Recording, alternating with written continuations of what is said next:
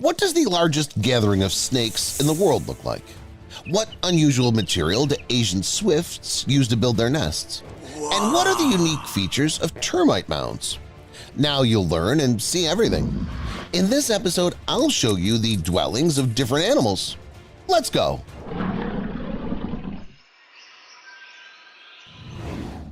Narcisse snake dens. You know what this place is?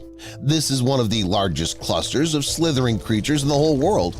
It's located in the Canadian province of Manitoba, and every spring, when nature comes to life again, tens of thousands of red-sided garter snakes come out of their burrows for the purpose of mating. They say that at least 50,000 snakes live there. In addition to this amazing fact, the way they mate is no less striking. Males crawl out of their homes first, and then they expect representatives of the opposite sex. As they're much smaller in number, the males react instantly to an individual appearing on the horizon and in a burst of passion get tangled into a full-fledged balls. These very balls can consist of dozens of males. In general, the sight is definitely not for the faint-hearted. The only good thing is that their zeal is nothing but a natural interest. Snakes are not venomous, as well as completely harmless. That's why, by the way, tourists often come to such places wishing to overcome their fear and even pick up one of the snakes in their hands. The main thing is to do it in the open air and not somewhere in a cave, because inhabitants of closed places may not be so positive and kind. If you don't see them on the street either, then you may want to head towards the cracks formed by groundwater. After all, these are the places where young snakes are left alone after being abandoned by their parents. There, they successfully survive the Canadian winter and become fully independent. Red-sided garter snakes prey on all sorts of small animals, like frogs, toads, salamanders, leeches, and worms. Despite this, other predatory and stronger inhabitants do not treat them more favorably. For example, bears, hawks, or raccoons can gladly eat one or two snakes without remorse. The only thing that saves the slithering creatures is their sense of danger. It's just like Spider-Man's spider sense, only here it's not about fantastic, it's about an ordinary forked tongue. The animal often sticks it out of its mouth to sense and scan its surroundings. Their inner ears also help them sense every new vibration, project the environment clearly onto themselves, avoid any dangerous contact, and so on. Eurasian penduline tit. This is the name of this beautiful songbird, which differs from many other birds in that it takes the construction of its house very seriously, with special care and attention. It's quite easy to realize that this bird is in front of you. After all, not every time a feathered creature wears a robber's mask, right? The distinguishing features do not end here, because, in my opinion, the main one is the home of the Eurasian penduline tit. Their nests resemble some kind of knitted gloves or something like that. The males take the construction of their house responsibly, because since the birds themselves are not remarkable, the females will look at their nests, the very place where they can reproduce. Parents from childhood share with their baby chicks various tips for the future. The father secretly tells its baby son that it should choose a place near a river. A tree with branches hanging down to the water is the perfect romantic spot. Along with this, it's not superfluous to rob someone else's already abandoned nest. Firstly, the bird has a trademark mask. No one will identify it. And secondly, the nest is abandoned, so there's nothing criminal in this. Once the site is found and the materials are gathered, the 3-week project will begin. Using cattail, down, cobwebs, branches, and other useful debris that retains heat. The construction of the nest begins with the weaving of the ring, and then the walls are built up on this frame. It's not uncommon for females to join the male during the construction process. They see how handy and skillful it is and decide to keep it company. While it will strengthen the walls, the female will equip the bottom where it will lay eggs, skillfully hiding them from the male.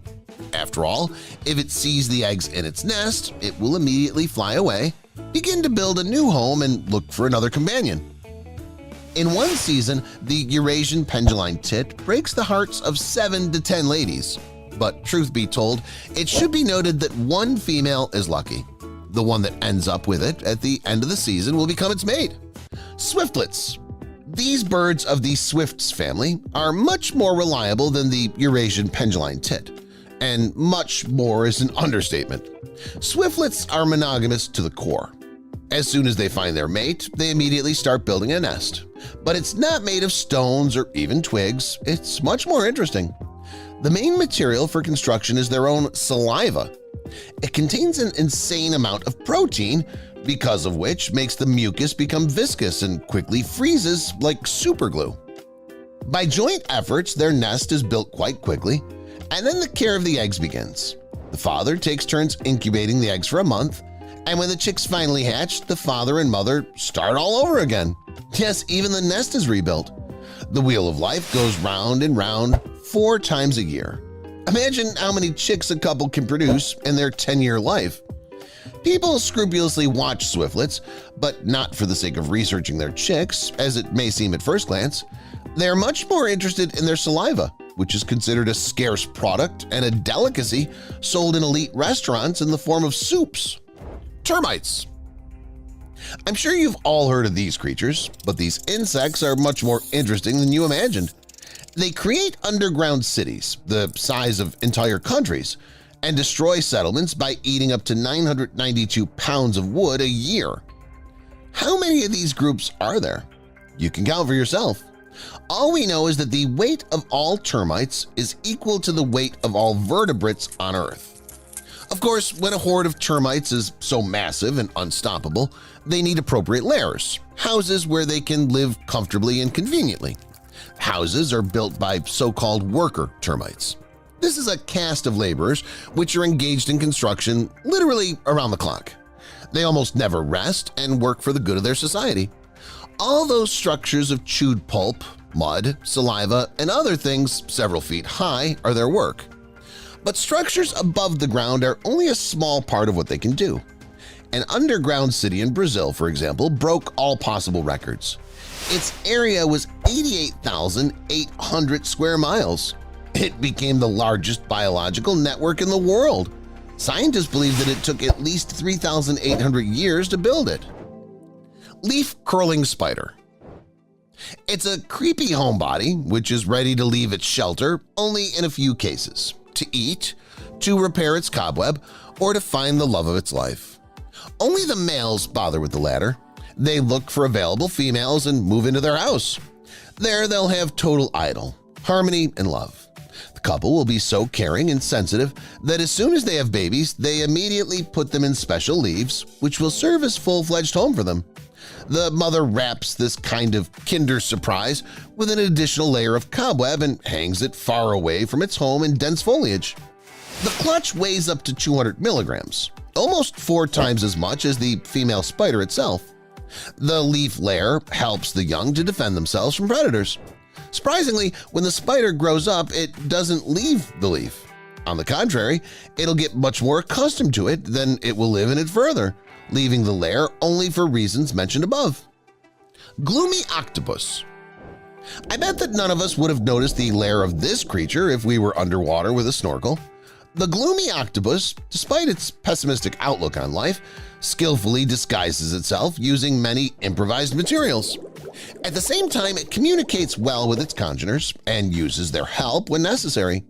Together, they can even create entire cities in which the cephalopods will hide in the algae and warn their congeners of impending danger. The octopus was named Gloomy not because of its strange look, as it may seem at first, but probably because of the dark coloring of the body and the solitary lifestyle. Yes, you heard everything right. I said solitary. That story with cities and socialization is rather an exception to the rule. During the day, the octopus hides in its nest, surrounded by stones and rubble, which it's collected for protection, and at night it moves out to hunt. You have to admit that the gloomy sea dweller builds great houses. Even if you look closely, it's very difficult to detect its lair, and the fish swimming at high speeds have almost no chance of seeing it at all. Trapdoor spider. And this is another creature that prefers to hide in a house. In its case, it's a burrow. To dig it, it uses its jaws and front legs. Some families even have special rakes on the surface of the chelicerae, which rake up the soil. No camouflage with stones or leaves is out of the question here. because the trapdoor spider chose a more advanced way and learned to build full-fledged doors. They're made of soil particles, bark, and blades of grass attached with the help of the cobweb. The doors can be either thicker or, on the contrary, very thin. It all depends on the territory where the trapdoor spider lives, as well as on its personal preferences. Spiders, termites. Let's continue the topic of insects. How do ants hunt? Which creatures do they prey on? How is their society organized? And what wonders of construction can they create? Stay tuned and I'll show you. Hunt. Ants feed mainly on sap, dead aphids, and other sucking insects. This does not require any special technique, but when it comes to the larvae feeding or defense, they can't do without hunting and fighting. It's not uncommon for ants to hunt alone. This is what they do in case of small or non-threatening prey. For example, one ant can easily deal with termites or even small cockroaches. Sometimes only one bite is enough to neutralize the prey, after which the ant usually brings it back to the dwelling. If the prey poses a threat, or if it's of hefty size, the ant first tries to poison it by using formic acid. However, it's not uncommon for ants to work together.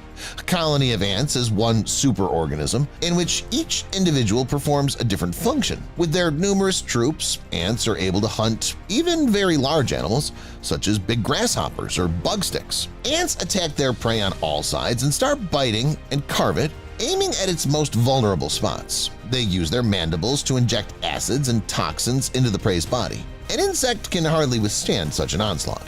Let alone an insect, sometimes ants even attack slugs and crabs. And the hunt is successful even in such cases. The principle's the same. A joint attack by ants from all sides. Especially crazy ants can even attack a snake. However, in this case, hunting usually has only a protective function.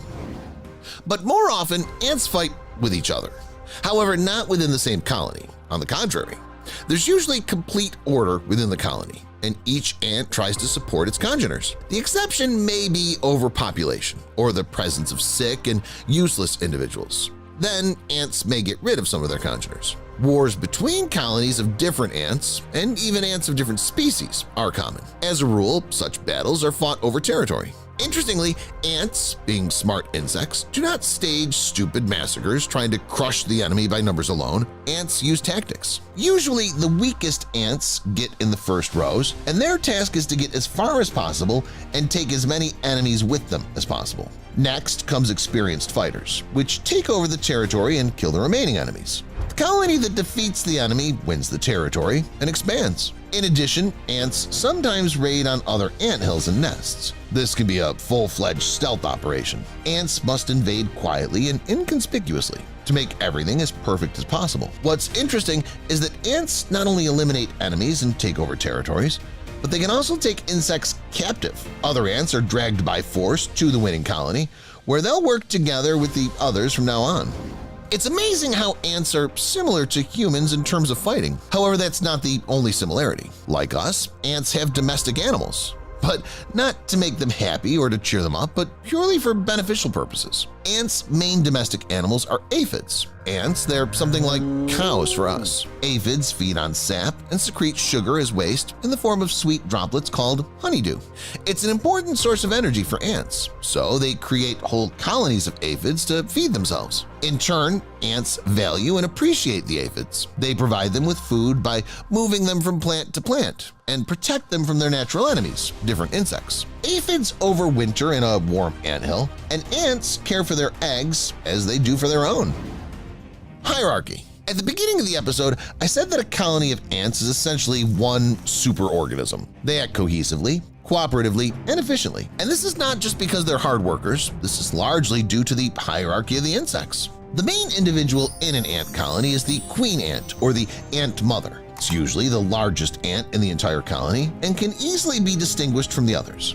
The queen's main task is to produce offspring. Interestingly, the queen usually mates with males only once during the so-called mating flight. In doing so, the queen receives the male's semen supply, which is used gradually throughout its life. Such a female searches for a new place, establishes a colony, and becomes a queen, laying eggs all its life and reproducing. This can last for as long as 20 years. Males do not play a particularly useful role. Many of them die after mating.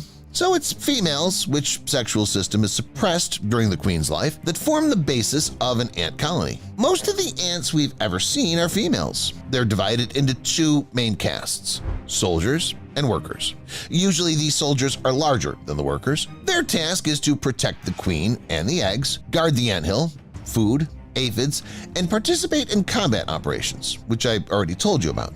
These are taking over territories and raiding on other insect nests. The soldiers also sometimes help the workers with large prey. They bite it into smaller pieces, which the workers already drag away on their own to the anthill. The worker ants are the most numerous. As a rule, we see just them. Each of them has its own tasks. For example, some workers are engaged only in building and restoring anthills. Others are responsible for obtaining supplies and food and delivering them to their dwellings. Others are a kind of farmers. They work with aphids, spread them on plants, and collect their honeydew. Not particularly experienced or young workers tend to work inside the anthill.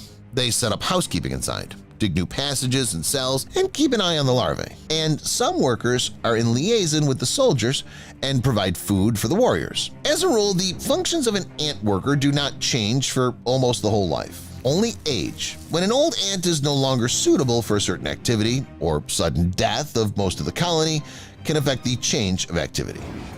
Building. The main home of any ant colony is, of course, the ant hill. It may just seem like a sloppy hill of twigs. In fact, it's an incredibly complex and epic structure with several levels and everything ants need. Some may not know it, but an anthill is not just that hill. It's only the above-ground part at all, called the dome. There's also an underground part. It goes deep into the soil and has complex passages with wide cavities. An anthill appears in the place that the queen chooses at the foundation of its colony. It sits on the ground, pulls off its wings, tying itself down to the place, and digs a small nest where it lays its first eggs. When the first workers are born, they begin to build an anthill around this nest. Gradually, the number of workers increases. They drag soil, sand, clay, twigs, pine needles, and so on to the nest, and also dig passages, tunnels, and stuff. This is how an anthill appears, along with a full-fledged colony. Inside it, you can find separate chambers for storing food, raising larvae, and wintering. Anthills are very fragile. You may have broken them yourself more than once as a child, seeing them in the woods. They can also be destroyed by weather, for example by heavy rain. Ants, of course, will be angry because of this, but not for long. Soon the hard workers will get down to business and quickly restore the dwelling. Sometimes anthills can reach 3 feet in height and have an incredible system under the ground. That's cool, but it's not the limit at all. Occasionally, ant colonies can be so large that even a huge anthill is not enough. Then the insects build entire cities. One of them was found a few years ago in Brazil. Scientists dug up a city that was once home to millions of ants. The area of the city was about 5,000 square feet, and the maximum depth of the underground tunnels was 85 feet. In total, the ants excavated about 40 tons of soil to create mazes, roads, passageways, chambers, and cells. Scientists believe that the hard work to create the city is comparable to the construction of the Great Wall of China by humans. The fact that ants managed to build such a mega anthill once again confirmed the scientists' belief that the ant community is an amazing superorganism. Spider wasp. The giant centipede can be called the killer of mice, and the spider wasp is the killer of spiders. These creatures are not as large as that creepy centipede. They reach only 1 inch in length, and that's the maximum. But this doesn't prevent them from successfully hunting quite large spiders. Actually, spiders are not selective prey of spider wasps. They deliberately look for these arthropods. Even the strong web is not always able to stop these killers. Spider wasps crawl on it as well as the spiders themselves. When attacking the prey, the wasp does a dance consisting of sharp movements. The first paralyzing stroke of the sting disarms the spider as it falls precisely in the area of its powerful jaws. The second blow is applied to the chest and immobilizes the body and limbs. Then the wasp has a new task: to carry the trophy to a suitable burrow. If there isn't one at the ready, the insect digs out its own.